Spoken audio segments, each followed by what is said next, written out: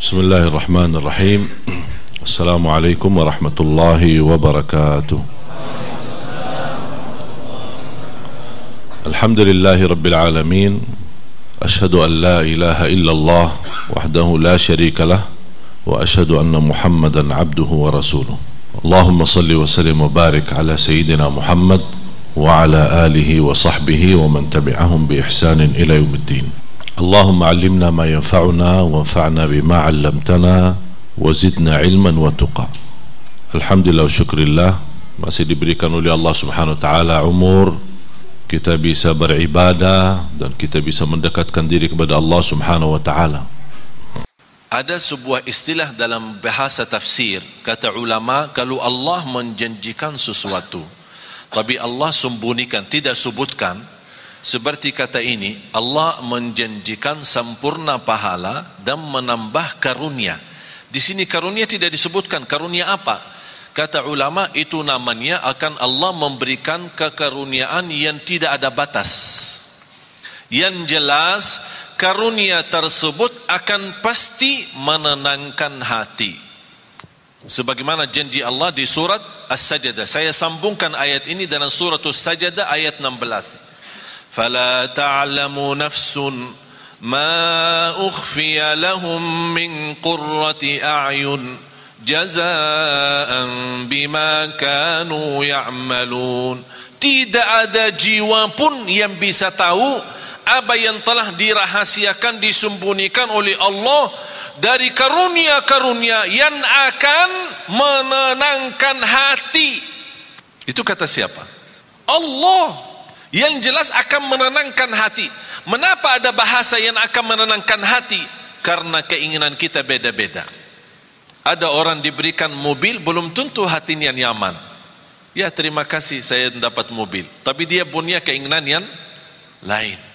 Ada sesuatu, barangkali sesuatu kecil, tidak begitu besar, tapi begitu dia terima, dia merasa bahagia, hatinya luar biasa. Itulah Allah membagi bahasa akan menenangkan hati, karunia itu. Kenapa ya Allah?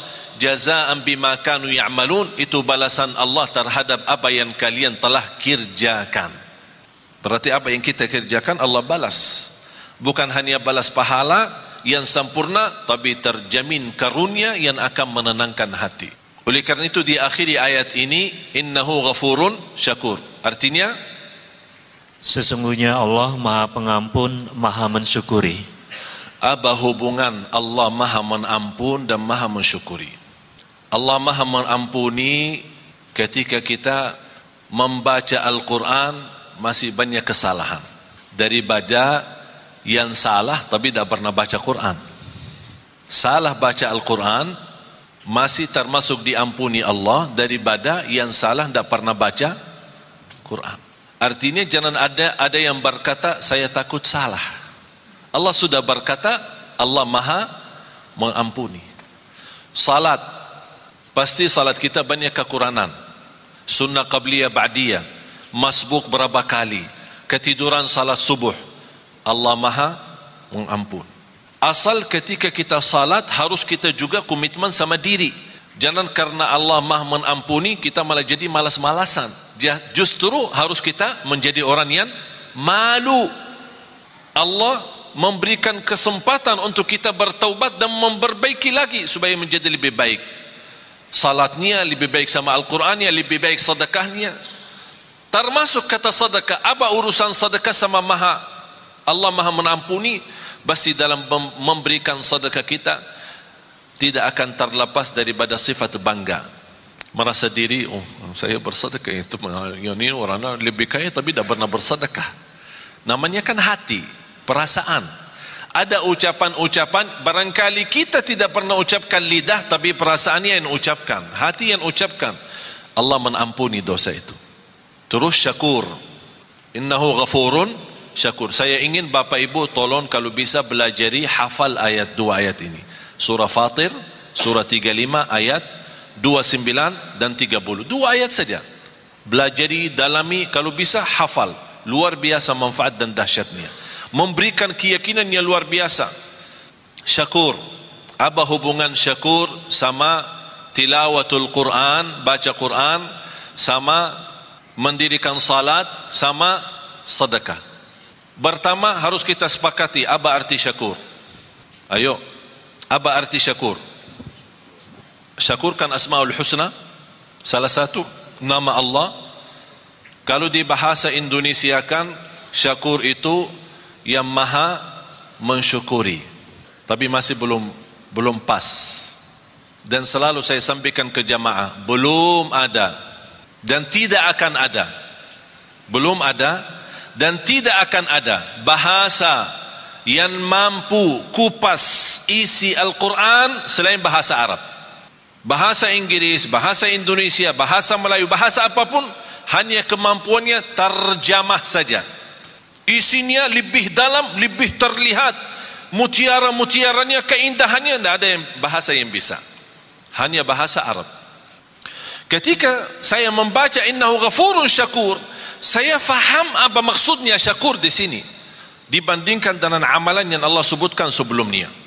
Syakur dalam bahasa Arab, tolong hafal, huwallazi yu'ti al-ajra al-kathir bil-amalil qalil, yang artinya asy-syakur yang menjaminkan pahala yang banyak dengan amalan yang sedikit. Itu namanya syakur, yang memberikan pahala yang banyak dengan amalan sedikit. Mau tahu buktinya? Salat kita berapa waktu? Salat kita berapa waktu? 5. Allah berikan pahala berapa? Tahu enggak pahala salat? 50. Waktu Isra Mi'raj, Allah menetapkan 5 waktu. Apa kata Allah kepada Nabi Muhammad?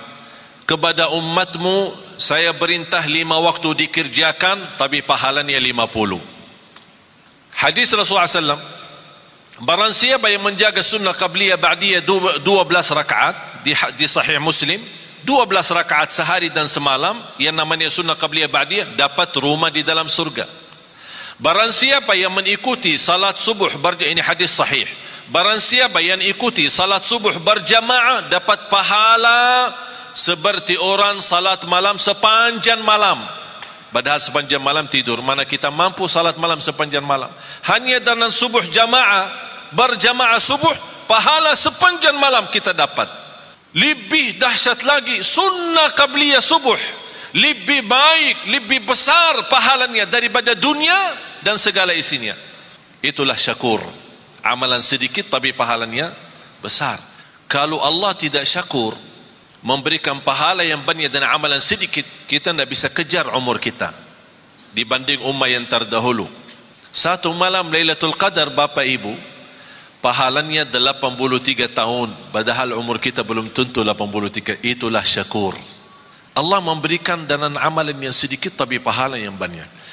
Saya tanya anda sekalian, ketika ada orang membantu kita, memberikan tolongan apapun, dari segi bantu pinjaman atau bantu kendaraan, kita ada perlu ada acara, kita pinjam mobilnya sebentar, tapi di saat kita minta tolong orang itu dan dia berkenan membantu, kita benar-benar di saat yang sangat membutuhkan bantuan tersebut, kira-kira bagaimana perasaan berterima kasih kepadanya?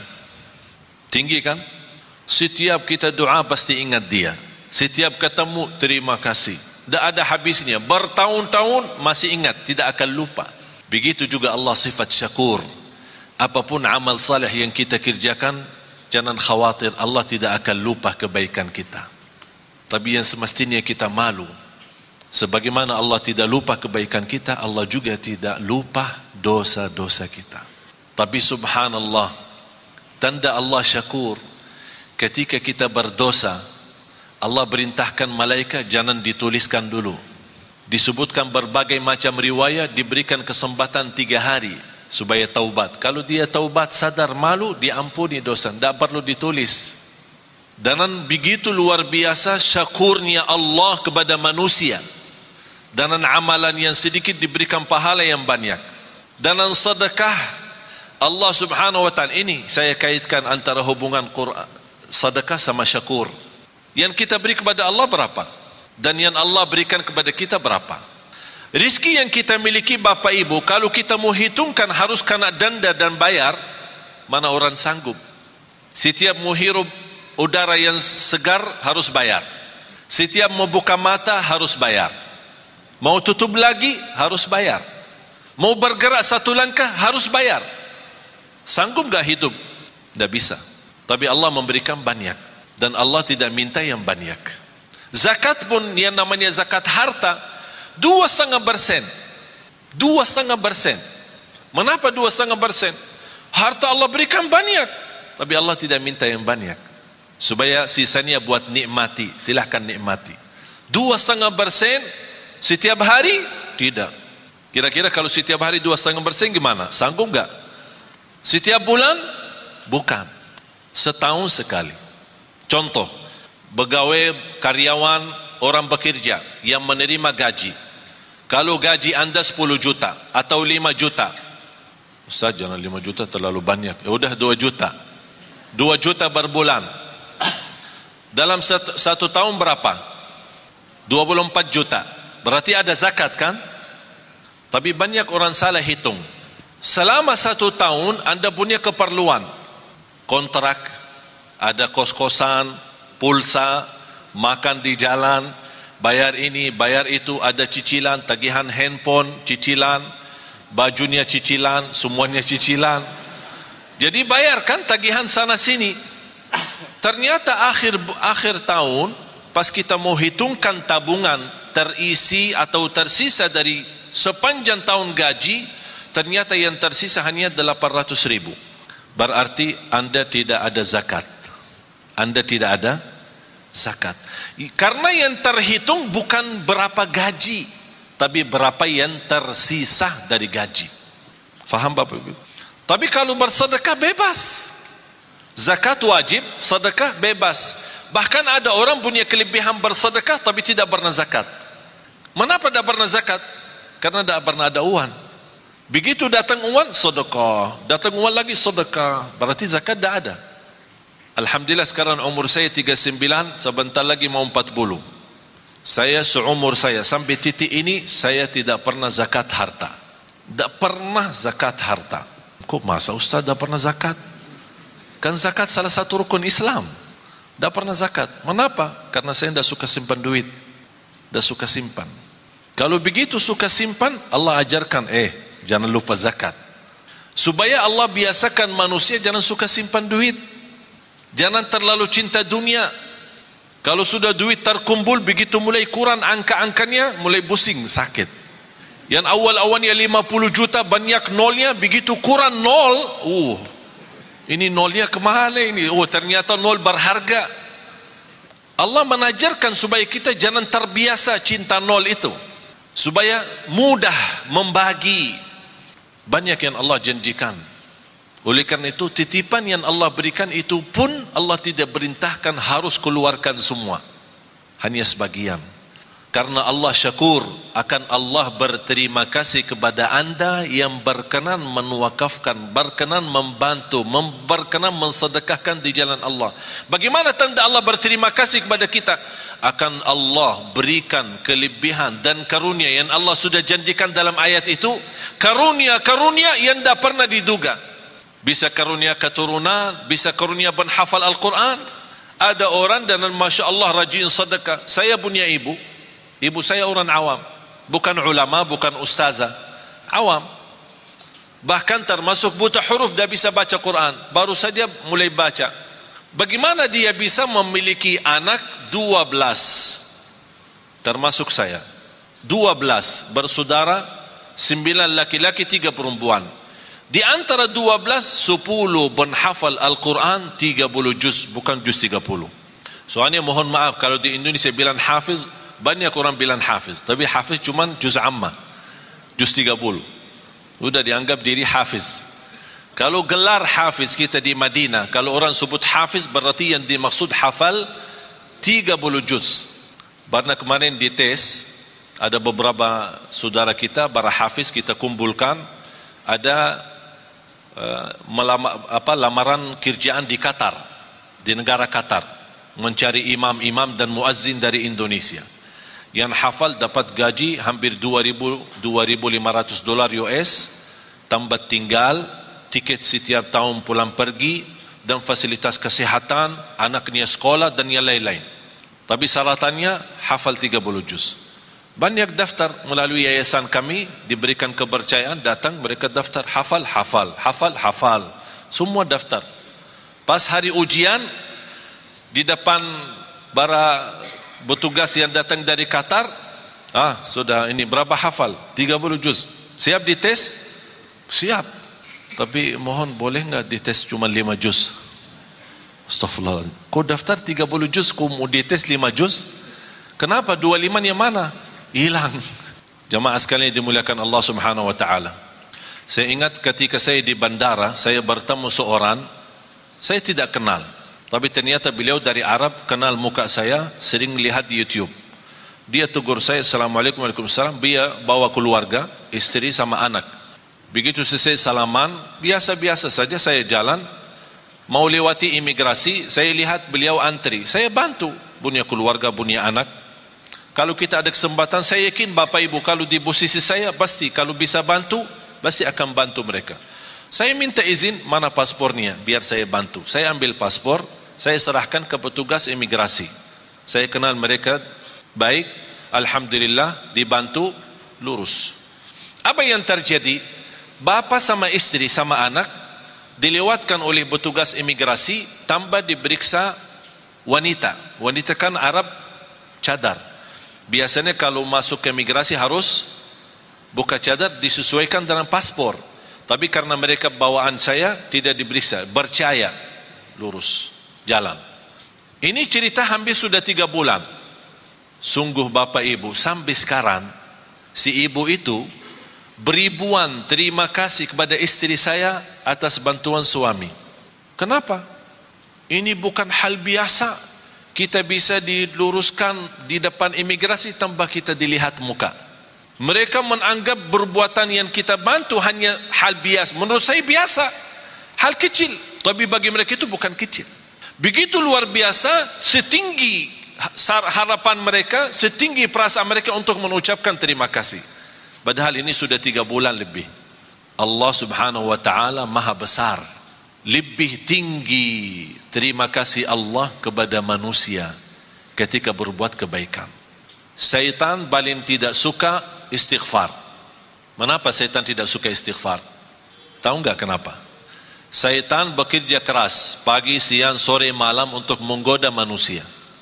Terjumus manusia, salah ikut syaitan, berbuat dosa. Begitu dia ingat Allah, astaghfirullah, dia nangis malu. Sebab kata istighfar, Allah ampuni dosanya. Apa kata syaitan? Capek deh, dari pagi sampai malam aku godain, begitu berhasil sebentar saja diampuni. Astaghfirullah. Allah cinta istighfar. Apalagi istighfar yang mendalam hati, betul paling dalam. Ucapan ini sederhana tapi luar biasa. Ingat Bapak Ibu, bagi Allah sebagaimana di ayat ini, innahu ghafurun syakur, bagi Allah soal ampunan dosa sangat mudah, paling enak, paling enteng, paling ringan bagi Allah ampunan dosa. Allah tidak keberatan mengampuni dosa kita. Wa inni laghaffarun liman taba wa amana wa amila salihan thumma ihtada. Kata Allah Subhanahu wa ta'ala, aku ampuni, aku berkenan ampuni. Tapi bagi siapa? Yang berkenan taubat, yang berkenan istighfar. Oleh karena itu ketika kita bertaubat dan menangis, titisan air mata berharga di sisi Allah. Dari mana kita tahu berharga di sisi Allah? Ternyata Rasulullah SAW bersabda, ainun la tamassahan nar, ainun bakat min khasyatillah. Bisa titisan air mata karena Allah, malu sama Allah, malu karena dosa maksiat. Sebab titisan air mata, Allah jamin kita tidak boleh tersentuh oleh neraka jahanam. Berarti jamaah sekalian, air mata itu tidak main. Apalagi air mata yang menangis karena Allah Subhanahu wa ta'ala. Oleh karena itu kita selalu beristighfar. Mudah-mudahan istighfar kita yang kita selalu membawa menjadi wirid kita sehari-hari kita, membawa ampunan Allah Subhanahu wa taala. Mari sama-sama berdoa, mudah-mudahan apa yang sampaikan, mohon maaf saya tidak bisa lebih mendalam karena ayat ini memang masih banyak rahasia-rahasia dan keilmuan. Mudah-mudahan apa yang saya sampaikan cukup bisa difahami, bisa dimanfaatkan, dan mudah-mudahan ilmu yang sama-sama kita belajari menjadi ilmu bermanfaat. Amin ya rabbal alamin. Bismillahirrahmanirrahim. Alhamdulillahi rabbil alamin. Allahumma salli ala sayyidina Muhammad wa ala ali sayyidina Muhammad. Ya Allah, ya dzal jalal wal ikram, berilah kepada kami petunjuk kepada jalan yang lurus. Hidupkanlah kami dalam keadaan iman, wafatkanlah kami dalam keadaan Islam, akhiri hayat kami dengan husnul khatimah. Ya Allah, jadikan kami senantiasa bersama hamba-hamba-Mu yang salih-salihah. Ya Allah, aku mohon untuk semua yang hadir di saat ini dan selepas acara ini, masing-masing diampuni oleh Allah segala dosanya, disucikan hatinya, dibersihkan jiwanya, diselamatkan setiap langkah-langkahnya. Ya Allah, jadikan sisa umur kami ya Allah lebih baik daripada yang sudah lalu. Pimpinlah kami ya Allah agar kami membawa keluarga bahagia, sakinah mawaddah rahmah, keturunan kami anak salih salihah. Ya Allah, yang belum berjodoh berikan ya Allah berjodoh yang menenangkan hati, yang membawa nama baik Islam untuk keluarganya. Birahmatika ya arhamar rahimin. Atas izin-Mu ya Allah kami sama-sama berkumpul di masjid ini. Ya Allah, atas izin-Mu berilah kepada kami kemuliaan, sama-sama jumpa lagi di dalam surga-Mu ya Allah, di dalam surga-Mu ya Allah, bersama Nabi Muhammad sallallahu alaihi wasallam. Birahmatika ya arhamar rahimin. Allahumma ighfir lana ya Allah, jadikan kami semua ahlul Quran, ahlul Quran, penghafal Al-Quran, berakhlak-akhlakul Quran, yang berjiwa-jiwa Al-Quran, yang berjuang untuk Al-Quran, agar kami mampu menjadikan Al-Quran membumi di Indonesia ya Rabbal Alamin. Birahmatika ya arhamar rahimin. Rabbana taqabbal minna innaka antas samiul alim wa tub alaina innaka antat tawwabur rahim. ربنا آتنا في الدنيا حسنة وفي الآخرة حسنة وقنا عذاب النار. وصلى الله على سيدنا ونبينا محمد وعلى آله وصحبه وبارك وسلم والحمد لله رب العالمين. آخر الكلام سبحانك اللهم وبحمدك أشهد أن لا إله إلا أنت أستغفرك وأتوب إليك. والسلام عليكم ورحمة الله وبركاته.